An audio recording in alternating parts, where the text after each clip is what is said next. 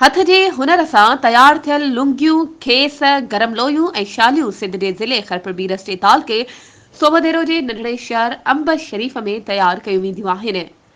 ही लुंगियूं कोरी बिरादरी सां तालुक रखंदड़ जिन खे हाणे मल्लाह बि सॾिजे थो, हथ सां उणंदा आहिनि। लुंगियूं ठाहींदड़ मोहम्मद नवाज़ मल्लाह जो चवणु आहे त असीं ही कमु अबनि ॾाॾनि खां कंदा पिया अचूं। असांजे हथ सां तयार कयल लुंगियूं पाकिस्तान समेत दुनिया जे मुख़्तलिफ़ मुल्कनि में जंहिंमें China, Oman, Yemen, Abu Dhabi, Iran, Iraq, Libya ऐं आज़रबाईजान जा माण्हू वॾे शौक़ सां घुराईंदा आहिनि।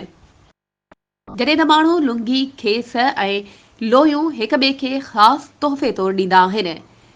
इन हवाले सां हुनरी खॾी हलाईंदड़ मोहम्मद नवाज़ मल्लाह वधीक ॿुधायो त असांजी खुॾीअ ते मुख़्तलिफ़ क़िस्मनि जूं वैराइटियूं तयारु कयूं वेंदियूं आहिनि। हिते लुंगियूं, खेस, लोयूं, केलनि जे खल मां तयारु कयल कपिड़ा ऐं शालियूं तयारु करे पाकिस्तान जे सूबाए सिंध, सूबाए पंजाब ऐं दुनिया जे मुख़्तलिफ़ मुल्कनि ॾांहुं उमाणे बहितर नाणो कमाए रोज़ी कंदा आहियूं।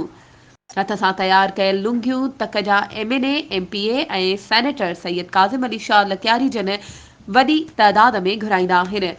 मोहम्मद नवाज़ मल्लाह जो चवणु आहे त जेकॾहिं हुकूमत असां सां ताउन करे ऐं वसाइल फ़राहम करे त हिन हथ जे हुनर खे वधीक हथी मिली सघे थी, जंहिंसां मुल्क जो नालो वधीक रोशन थी सघंदो।